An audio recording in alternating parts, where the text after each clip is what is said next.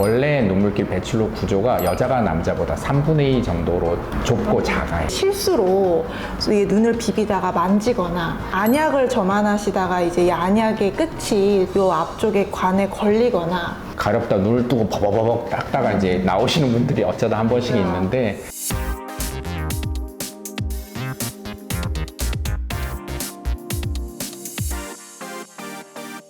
안녕하세요. 삼성안과 원장 김병진. 김윤경. 그리고 저는 오늘 진행을 맡은 차정은입니다. 선생님, 제가 오늘 환자분께 사연을 직접 받아서 들고 왔어요. 50대 여성분께서 사연을 보내주셨는데요.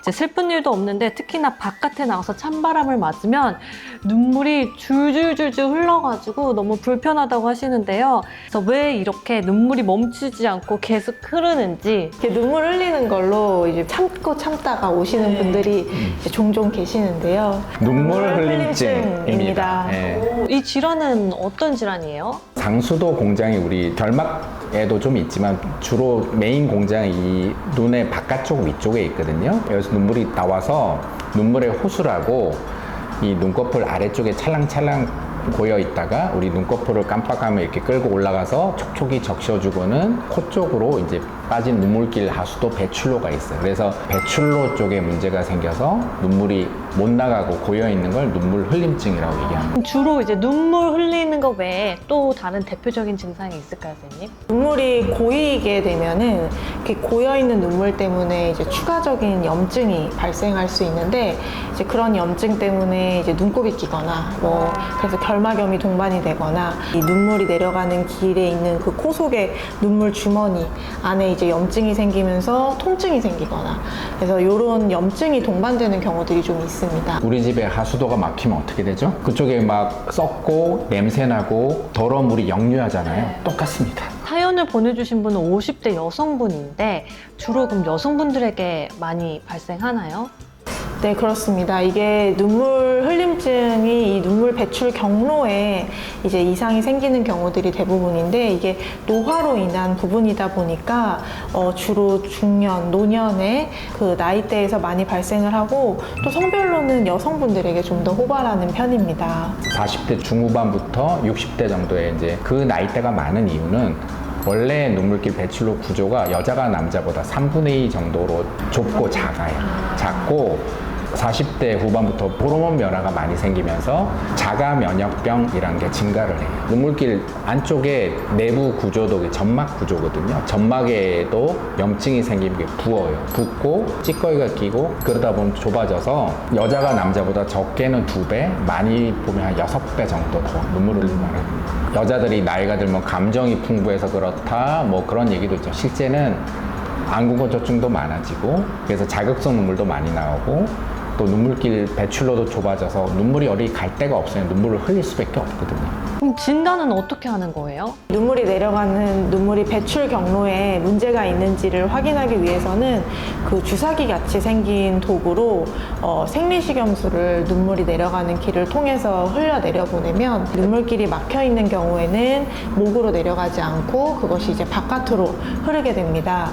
그래서 이 막힌 정도에 따라서 뭐 적절한 이제 치료, 뭐 시술이나 수술 같은 것을 이제 정하게 됩니다. 그러면은 완치가 가능한가요, 선생님? 대학병원에서는 조영술 그런 걸 하는데, 이제 개인 병원에서는 조영술까지는 하지 않고 형광염색 소실 검사라는 걸 해요. 그래서 거의 1단계, 2단계, 3단계, 4단계에서 정상이 1단계고 보통 눈물 흘림증이 많은 3단계 정도 거의 흥건하게 이제 눈물띠 높이가 높아진 걸 보고 식염수로 배출 검사를 해서 시작 부위부터 눈물 전부터 막혔는지, 그 다음에 이행 부위가 좁아졌는지, 아니면 최종 마지막 경로가 좁아졌는지, 그거를 이제 많이 검사하다 보면 조영술을 안 하고도 어느 부위가 어느 정도 막혔는지 알 수가 있거든요. 처음에 이제 눈물이 잘 내려가려면 눈물점이라고 눈물을 이렇게 받아주는 깔때기 같은 구조가 있어요. 눈물 밑에도 있고 위에도 있는데, 밑에로 빠지는 게 70%, 위로 빠지는 게 30% 정도 이렇게 빠지는데, 깔때기 구조가 이렇게 오므라져서 이게 못 받아주는 그런 경우가 많아요. 그래서 좁아진 경우도 있고, 오래되면 막 같은 거로 막혀 있는 경우도 있거든요.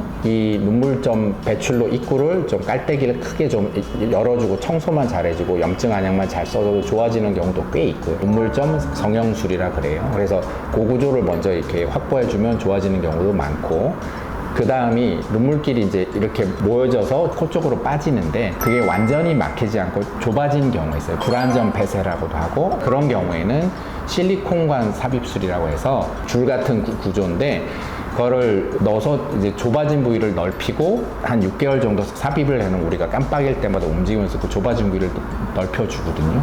적게는 70%, 많이는 80% 정도에서 그게 좋아지고요. 완전히 막힌 경우에는 이제 원래 길을 살릴 수가 없고 이 밑에서 완전 흉처럼 막혀 있기 때문에 코 눈물과 연결술이라고 해서 코 쪽에서 이제 마취라고 들어가서 점막하고 약간 코뼈에 작은 구멍을 뚫고 눈물 주머니 쪽으로 이제 삼중 구조를 이제 이렇게 관통을 시켜서 그 옆쪽으로 션트라고 옆길로 새로 만들어주는 그런 수술이죠. 눈물길 수술 완전히 막혔을 때는 최종 수술이라고 할 수 있죠. 선생님 너무 아플 것 같아요. 듣기만 해도.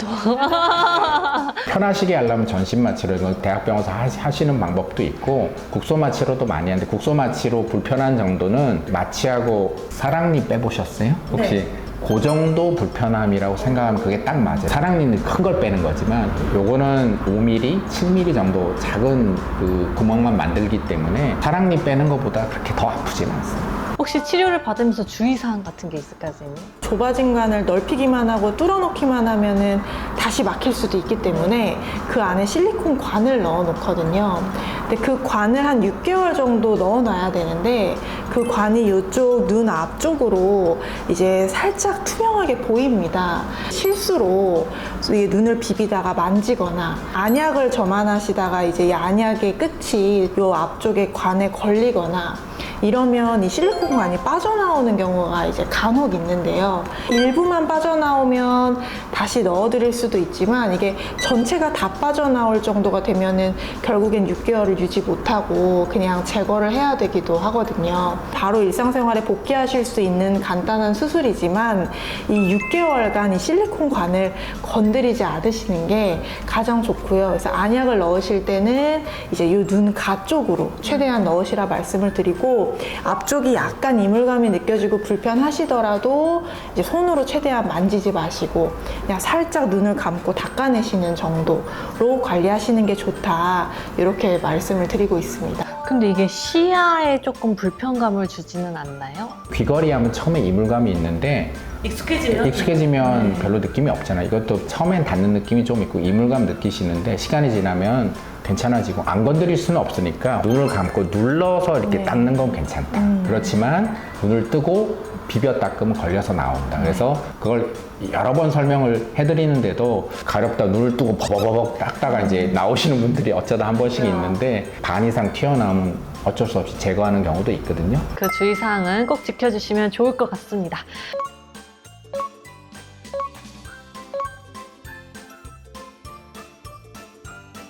눈물이 지속적으로 흐르거나 눈곱이 많이 끼거나 부을 때는 눈물을 제대로 진단하고 치료할 수 있는 전문가를 찾아가서 치료를 받으시면 편하게 사실 수가 있습니다. 눈물길을 전문으로 하는 저를 믿으셔야 합니다.